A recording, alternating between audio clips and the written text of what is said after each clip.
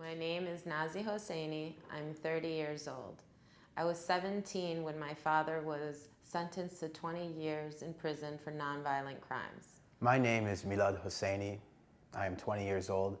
I was 7 years old when my father was sentenced to 20 years in federal prison for nonviolent crimes. My name is Hosseini. I am 25 years old. I was 12 when my father was sentenced to 20 years in federal prison for nonviolent crimes.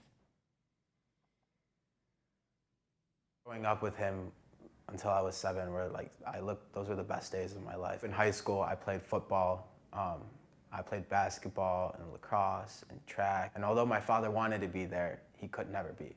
He's still my biggest supporter. Every night when he called me on the phone, he would ask me how my games went. He would ask me how many points or how well I did. He would talk to me about all the goals he wanted to see me achieve, whether that was in school or on the playing field. And that's something that you can admire as a son because it shows how much he cares, even with all the problems that are going on in his life. When I went from middle school to high school, he sent me this letter in the mail. My dear son, I love you and I need you. I need you to be the man of the house for our family, especially our queen, our mother, because she is going through so much on her own. And it's not right to let her do this on her own. You have 2 older sisters, and although they're older than you, you still need to be the man of the house that you know I would be for them. Please take care of our family. And before you know it, I'll be home and everything will be back to normal. This was one of the letters he sent to me when I graduated 8th grade going into high school because I was turning 15 at the time. And in his eyes, I was the man of the house at that point. And that was a responsibility I had to take because he was no longer there. Up until the trial, my father was really confident. We were all confident. He was home for 1.5 years on bond, and every day he would go to his attorney's office and help them prepare, answer any questions they had. And we all thought we were going to win. But what we didn't realize was how difficult it is going up against the U.S. government. And now we realize just alone having your name, Amir Hosseini versus the United States of America, is something you don't want to do. You don't want to be pleading not guilty when you're faced against a huge nation like my dad was, or any nation really, but I think America's on another level. To fast forward to sentencing, we were all there. My brother was there, my sister was there, our family friends were there. The courtroom was packed because we wanted the judge to see how many people care about my dad and all of us who had a connection to him. And I remember the government, I was 12 at this time, and the government was asking for life. So even if he did commit this crime, what is the purpose of putting a 48-year-old man in prison for life when, first of all, the amount of money was not even, I think his restitution was either $300,000 or $400,000. So if that's how much money he supposedly laundered, the punishment is life in prison. That, I didn't understand that at 12, I don't understand that at 25, and I don't think I'll ever understand that. I remember that day sitting in the courtroom. My dad was sitting on the right side. He was in his orange jumpsuit, and the rest of us were behind on the bench. And the judge read out the sentence, and he said 240 months. And I just remember my life flashing before my eyes. Because I thought to myself, I did the math, and I said, the next time I see my dad out of prison, I'm gonna be over 30 years old. He's gonna miss everything.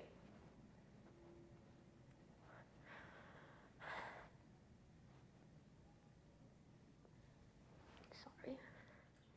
And in that short amount of time, I promised myself, I said, I'm not going to let another kid feel this way. This isn't right. I need to do something about it. And I don't think that me going to law school is going to solve all the issues our justice system has, but if I can stop one little girl or boy from feeling so helpless because of a situation like mine, or at least if they have a mother or father in the same position my father was in, and I can tell them, you know, I've been there, I've been through this, I know what you're feeling. I think that I could have accomplished something. And right now we owe it to my dad to let people know his story, because if you Google him, you think like, okay, this makes sense, he got a fair sentence, but in no world is 20 years a fair sentence, even if he did commit these crimes. My dad has already served 12 years of his 20-year sentence. With like the federal calculations, it's more like 17. So his expected release date is 2024. And I just can't imagine that we have to wait until 2024 for a 61-year-old non-violent person with no criminal history, no misbehavior in prison. Like, it just seems cruel and unusual for us to have to wait that long. The way our family was and how close we were, it was like the worst thing that could ever happen. Like, you could take away our house and the money that my dad worked hard for and all of that, but that meant nothing if we weren't together. So I think our goal right now is to have our story be heard so that maybe someone somewhere can help us do something. Prison reform is like something, is a real issue.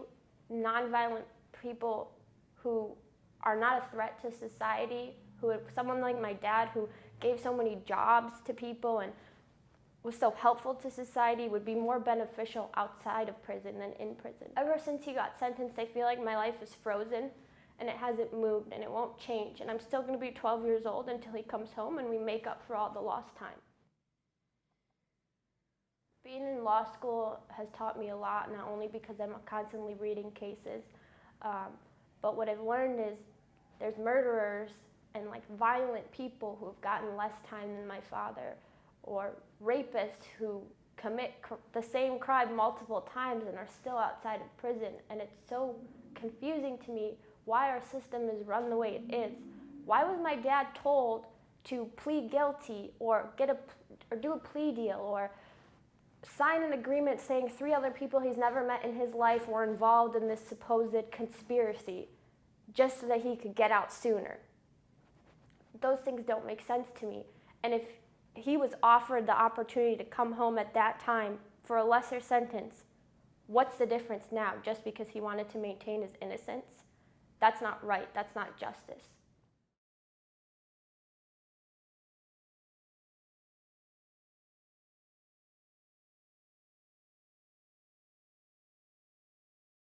We never had a clue what our justice system was capable of until we lived it. We went through all of this. It's still unbelievable every time we share our story with anybody. I think after 12 years of going through this that at some point it could be normal. But no, it's never normal. It's never easy. Every time we visit him, it's still so hard to say goodbye. He's always on the opposite side of the room and we just wave goodbye. To know that we get to come out and do simple things like go home to dinner or go to a home while he's sitting there in a cell by himself wondering what life is like again outside.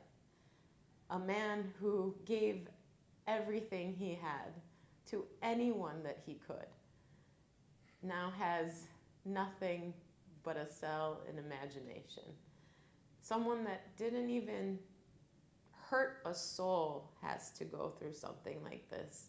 I think it's time for him to come home. My name is Amir Hosseini. I'm 61 years old. I came to this country alone in 1975 when I was only 17 and a half years old in search of a better life. I worked hard and eventually I was able to live the American dream. I love this country because of the opportunity it gave my family and I. Unfortunately, my American dream was shattered when I was sentenced to 20 years in federal prison for non-violent crime. I came to prison when I was 48 years old, leaving behind 3 children and my wife who were forced to go on with life without me. Prison is not easy.